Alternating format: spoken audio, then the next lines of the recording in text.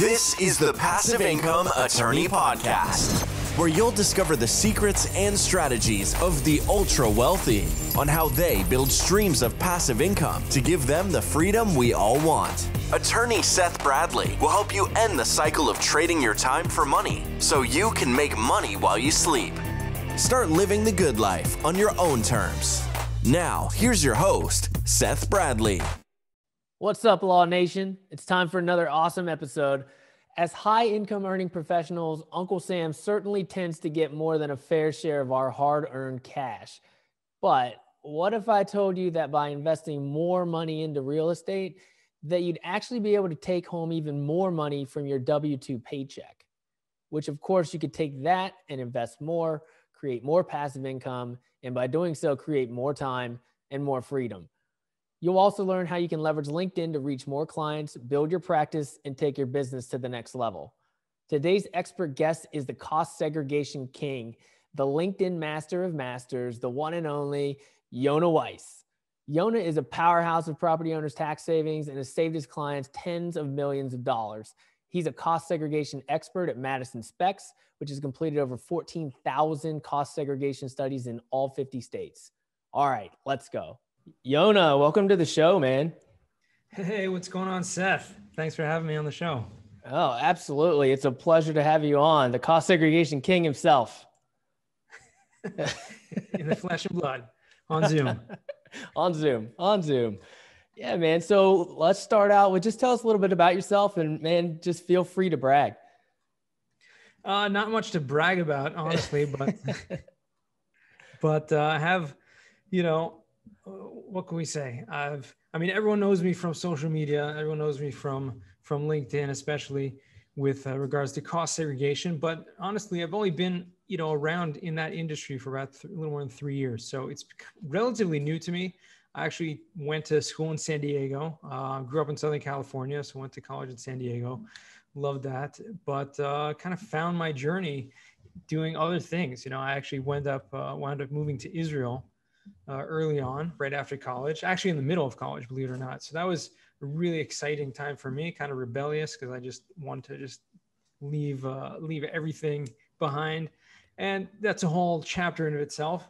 But long story short, got married, a bunch of kids, 6 kids, thank God. Wow. And just, enjoyed teaching, enjoyed living and learning, studying for many, many years until a certain point was like, okay, need to do something else. Like there needs to be more income, or you have a big family, etc. And it was like, okay, what about real estate? And I kind of stumbled upon real estate. Maybe this was leading into your next thing. But it was the furthest thing from my mind for many years because I just loved living. I loved teaching. I loved living a very humble existence, to be honest. Yeah. And I didn't know anything about social media, not much about real estate, although my parents did have a few out-of-state single family rentals. So I knew a little bit about it, but yeah, I was never really involved in that. So that kind of took a whole new meaning into my life a few years back, about 5 years ago. Yeah. So what was that aha moment? I mean, what kind of turned you on to real estate, even though it was, not necessarily part of your life, growing up or even later in life, what was kind of that aha moment where you're like, oh man, maybe I can do something in real estate? I think the aha moment really came after getting involved for a while. It was like I made a simple calculation in my head. I went to school for, quite a while. I did postgraduate stuff, did a lot of learning, studying. I loved what I was doing, but I'm like, okay, I need some more income. I need to have some sort of job. I don't want to go back to school to get any sort, real, any type of formal education. I was like, I've done plenty of that. So I thought to myself, basically I need an equation. Okay. Two factors in this equation. Number one, what type of job can I, find? What industry can I go into that does not require any more formal education?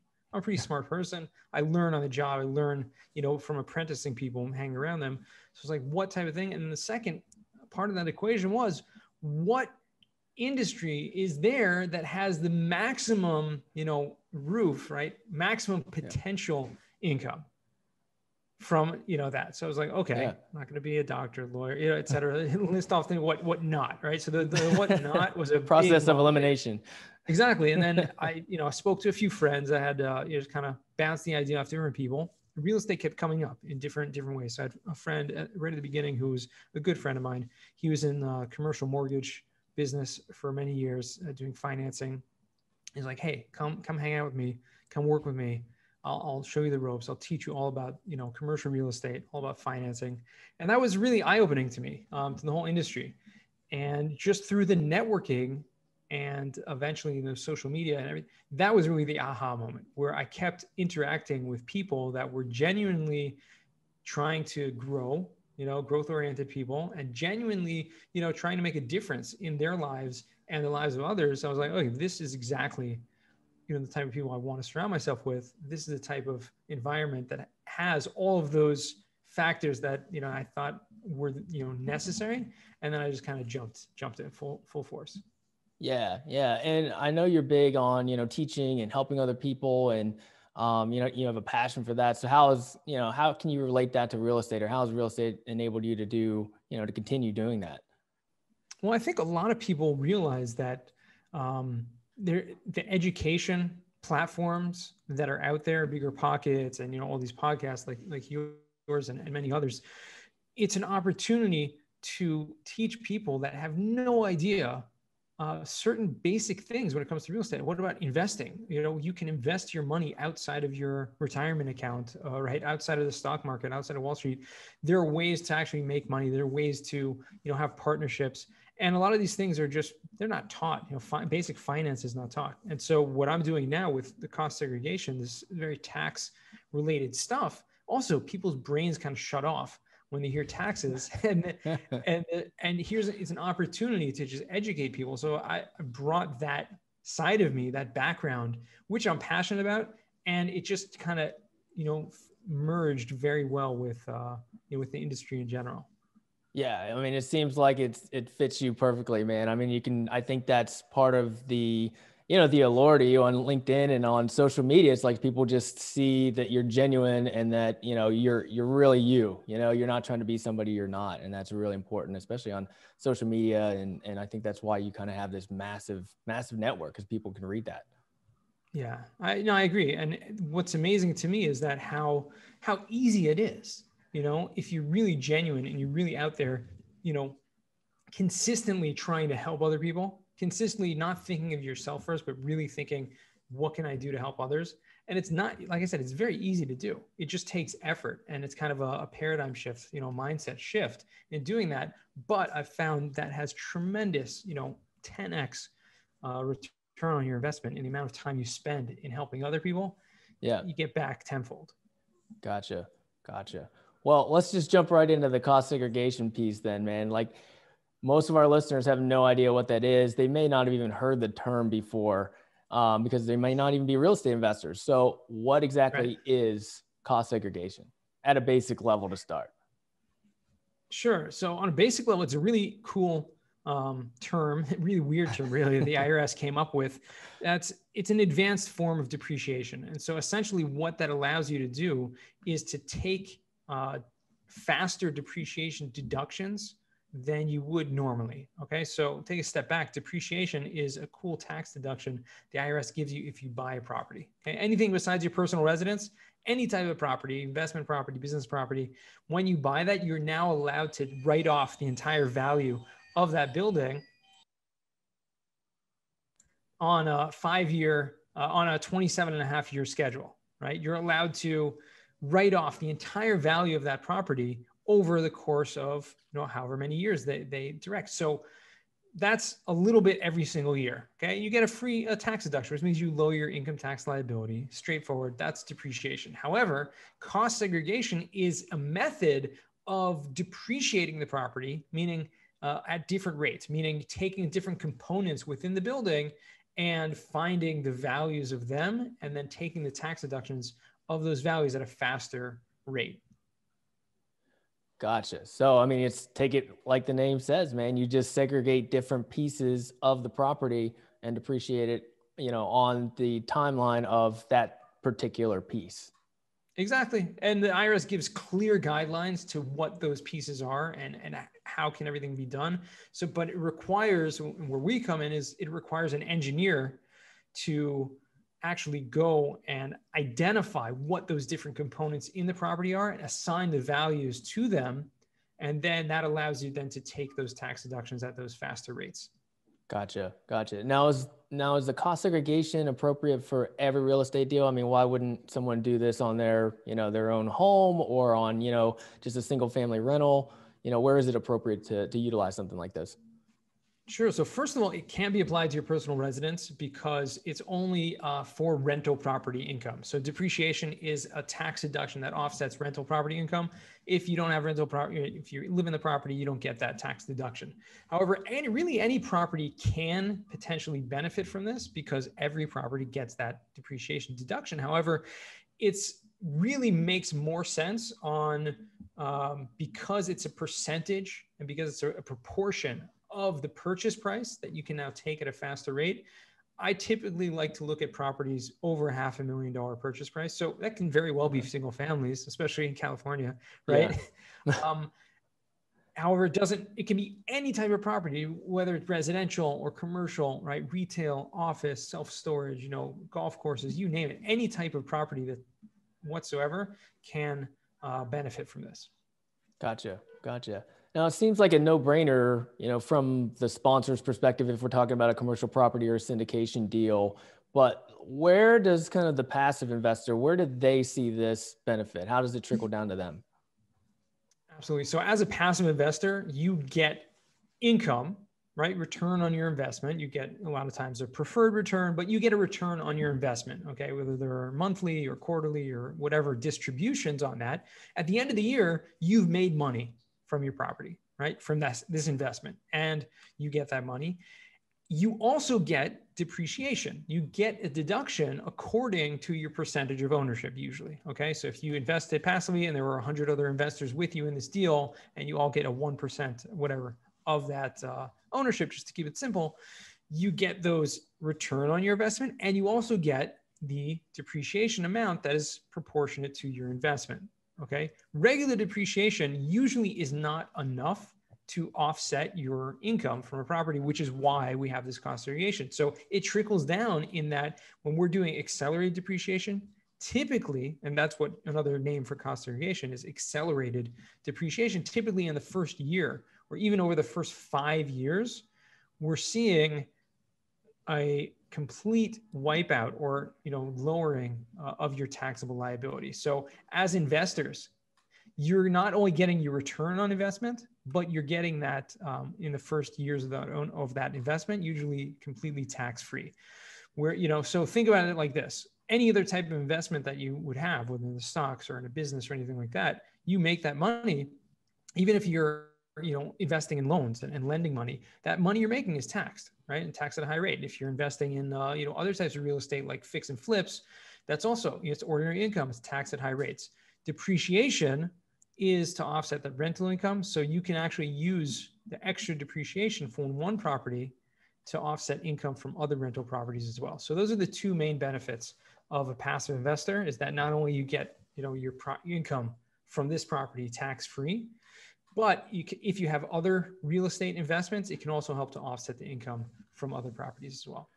Gotcha. So you would see that, quote unquote, big paper loss from the cost segregation on your K1, and then you'll be able to take that loss. And it's not clarify that that's not an actual loss. It's not money out of your pocket. That's a paper loss that you can use to offset against the cash flow forthcoming from that particular property, as well as any other rental property or passive income that you have.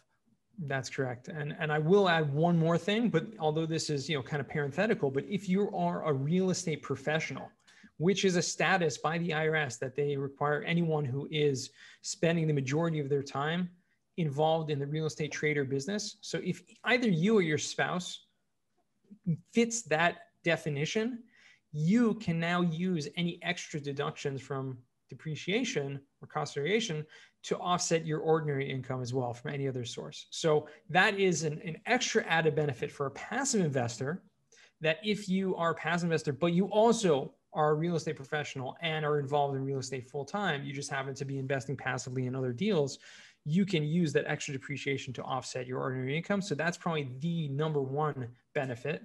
And I would tell, and I tell this all the time to people who are like realtors and people who are involved in property management and those type of things where they're involved in their own properties. Guess what? Do the cost segregation, because now you can get more tax deductions, knock off your taxable liability.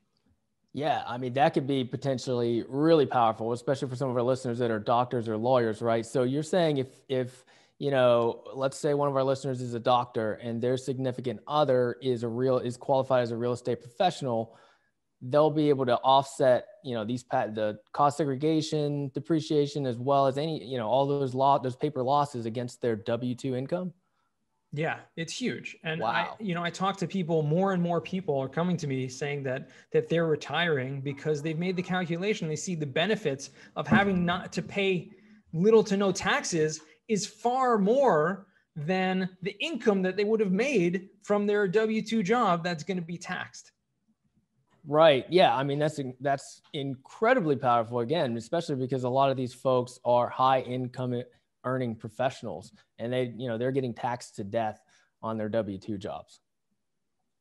100%. Yeah. So this is a huge, huge opportunity that a lot of people don't know about. And so it's, it's important to learn these things and try to take advantage of them. Yeah. Yeah. So let's explore a little bit further. What happens on the back end? So, we're trying to accelerate this depreciation because we're probably only going to hold these syndication properties for 5, 10 years at the most. So that's why we're trying to accelerate it. But what happens on the back end? On the back end, so you're saying when you dispose of a property, when you sell a property, yes, you have a tax that's called depreciation recapture tax, which means that you are now subject to a tax, not only capital gains tax, which is you're taxed on if you made any money on the sale, you also are taxed on the amount of depreciation that you took. So if you took $100,000 worth of depreciation over the course of ownership of those deductions, you now have to pay a tax of 25% tax on that amount that was taken. Okay. So just like, regular income tax, cost of, depreciation recapture tax is also, there are ways to get around that as well. So it's important to note, right? You have to be subject to that. I would definitely keep it in mind and put it in your business plan. However, there are many ways and strategies, at least as of now. We don't know what's going to be going forward with the, potential tax changes of, a new administration. But as of now, there's 1031 exchanges, which allow you to defer those capital gains, also allows you to defer depreciation recapture tax upon the sale of a property, and other things as well. So we'll see what happens, but it's definitely something to keep your eyes out for. Gotcha. So you do have a little bit of tax on the back end there on the exit, but there are ways around it and ways that you can mitigate those expenses. Yes, absolutely. Gotcha. All right, man. Well, let's switch gears a little bit and go back to LinkedIn. I mean, honestly, I've never seen anyone take over LinkedIn like you have. I mean, as soon as you connect with Yonah Weiss on LinkedIn, you're in Yonah's world. I mean, every post he puts out, you see it. I mean, it's incredible how you've been able to utilize that platform, to magnify your business. And, I just want to say, with our listeners being doctors and lawyers and people like that, maybe they don't utilize social media like they could, but, what are maybe some tips and tricks that they could use to, bring in clients? It's an incredible platform for branding.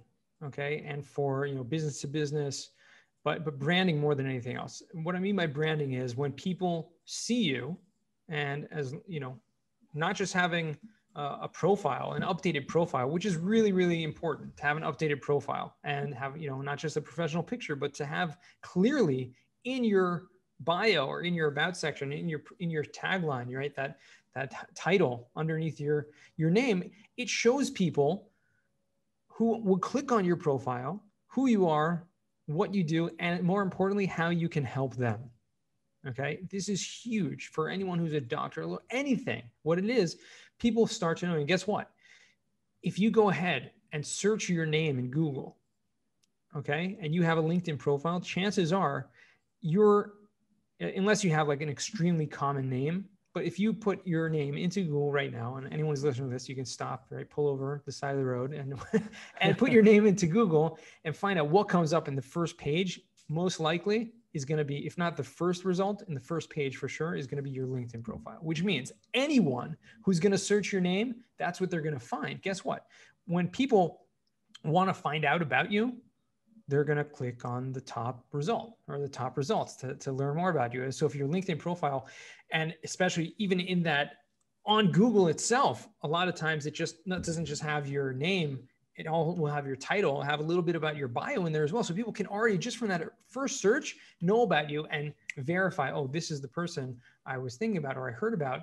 And now I can find more about them. So now your LinkedIn profile is a huge, huge opportunity to just brand yourself, get people to know who you are, what you do. But more importantly, I would say is like you mentioned, right? The involvement in using the platform as a networking place. And I do it every single day, right? Aside for, weekends and holidays occasionally, but using it to create content and engage with other people's content, because that gets you seen. And like you said, if you connect with me, right, send me a connection message if you're hearing this, right, that you heard this podcast, and you'll see the next time you log into LinkedIn, you will see my activity at the top of your feed, guaranteed, right? It's almost a 90% guarantee. And there's a reason for that. And so anyone, by following certain principles and just being consistent, you can have that exposure as well. Yeah. Yeah. I mean, I think there are a couple awesome takeaways there, especially, focusing on the other people, not necessarily always focusing on yourself. I mean, you need to humble brag a little bit so people know what you're about and what you do. But at the same time, the focus needs to be on the client and your avatar and whoever you're trying to speak to. So, your profile and things like that should be set up in that manner. Yeah, absolutely. And, if anyone wants to, I have a free just guidelines, a one-pager kind of guideline that I put on my website, YonahWeiss.com, where you can download a free guide to just optimize your profile to make it, really just clear as day, that anyone who clicks on that will know who you are, what you do, and how you can help them. And I think it's really important for anyone who's in the business world whatsoever to have that updated, because LinkedIn is the #1 business networking, professional networking platform in the world. And I look at it as like a 24/7 networking event. And so you can meet people across the world in any industry, find out about them. And also, there's quite a few people who are actually involved in post content. You can engage with that and you can actually get to know people through that. Yeah. And another thing, and you mentioned it, another tip is, you don't necessarily, some people are nervous about creating content, but if you're nervous about doing that at first, you can really just interact with other people's content. I mean, just like and comment and message and do things like that. And that gets probably more traction than even creating it yourself. Exactly. 100%. And there's so many layers to the truth of that statement that you just made, Seth, that it's so important and you're adding value to other people by engaging with their content, because the algorithms work in such a way that the more activity there is on a post, the more it's seen and more it gets spread and seen by other people. So just by you, commenting or liking other people's posts, you actually help that person who posted to get seen by more people. Yeah, for sure. So what's one actionable step that you could give to our listeners that they could do right now on their LinkedIn profile to make it more attractive to potential clients? The profile, like I said, you can go and check out that. I have like a 10-step guide on my website, YonahWeiss.com. But the one thing that's probably the most important of the entire profile, I mean, besides for your picture, so I'm saying two, but the most important thing is your tagline. So what's underneath your name, okay? And that can be, you have, about 200 characters or so to write something about what you do. A lot of people put like CEO of, X company, but it doesn't really tell people what you do. Like, I don't know anything about X company. It doesn't tell me anything. But if you tell people, like someone, if you are a real estate investor, you're a syndicator, and you write something, your tagline, like, I help people invest in apartment buildings, right? Or I help people create passive income. Yep. That's going to be intriguing. Like people will click on that and will want to learn more and want to read further on. So it's just trying to help people to on the first time they see you, to recognize who you are, what you do. Yeah. Again, it's the focus on the other person and your avatar and what they need help with. Absolutely. Exactly. Yeah. Well, awesome, man. Well, let's just jump straight into the Freedom 4, man. So in an alternative universe where you weren't involved in real estate, what would you be doing? And feel free to be as creative as you'd like. Yeah, I'll be really creative because it's what I was really doing, beforehand, which might be creative to a lot of people, but I was literally spending my entire days just immersed in ancient, Jewish texts. So literally like 16 to 18 hours a day, just totally immersed in studying, and praying. And I mean, that's really my passion. That's my love besides for real estate and my family. I could do that all day long, every day. Yeah, this probably leads right into the next question. What's the best thing you do to keep your mind and your body healthy? Joy, happiness, smile. It really brings, I truly believe the psychological effects of that just trickle down to your entire, mental and physical health. So, not being angry, not worrying, not having any of these kind of negative, and it's difficult to do, but because they're emotions but it's using your mind to kind of focus your energies and your emotions to direct them in what, logically, to be the best for you. So I think that's probably the most important thing. I mean, there's so much more, but that's the number one thing. Awesome, man. Love that. Love that. So where were you at 5 years ago, and where do you see yourself and your business 5 years from now? So 5 years ago, I was just literally getting started in real estate. I mean, I got that first job with a friend of mine, just kind of apprenticing him in commercial financing, just cold calling and meeting, lenders, cold calling banks and lenders all across the country, trying to find, different relationships through that. And, learned a tremendous amount. And I kind of learned, that was the beginning of everything. And I'll be a big shout out over here to Ira Zlotowicz of Eastern Union, the founder, CEO of one of the biggest mortgage companies in the country, that he wrote a book. And that was the first book I ever read on real estate. It was just really like a pamphlet called The Eastern Way. I think you can download it for free on his website. It just basically went through all of like the glossary of everything. What's a cap rate? What's IRR? What's tenant improvements? All these different things in real estate definitions. And so that was huge for me. That's where I was 5 years ago. 5 years from now, I'd like to have hopefully grow the portfolio to now starting my first deal. But hopefully, 5 years from now, it can be up to, have enough cash flow to not have to worry about doing anything else. Yeah, for sure, man. And that's a perfect segue to the next question, man. So how do you see, I know you're getting started with being on the sponsorship side of these, bigger commercial deals, and I know you're going to be awesome at it, man. How do you see passive income kind of changing your life for the better? It's a no-brainer. You have to have multiple streams of income. You can't worry about having everything from one source. And real estate is such a great investment vehicle. There's so many different opportunities within that. And having enough, I've seen enough people do it, from my clients and the people that I'm around all day, every day, that it's not so far, you're not so far off that anyone can really do it if you just set your focus to do it and learn the right ways, make the right partnerships. So I think it's definitely something my goal is going to be to move down that path more actively. Yeah, I agree 1,000%, man. That's what changed it for me. I started feeling like I needed to be on the other side of the table. 100%. All right, Yonah, I really appreciate you coming on today, man. Where can our listeners learn more about you or get in contact with you? Like I said, you can find me on LinkedIn. You definitely should go and do that. Best place to find me also YonahWeiss.com. You can check that out. You can also get a free estimate for cost segregation there on my website. And yeah, those are the two best places. That's awesome, man. It won't be hard to find you on LinkedIn, and Yonah's got a podcast out right now as well that's just dominating. So thanks again for coming on. Really appreciate it, brother. Awesome. Thank you, Seth. It's been a lot of fun. Unreal. Yonah Weiss in the virtual flesh, showing us how we can not just earn more, but keep more.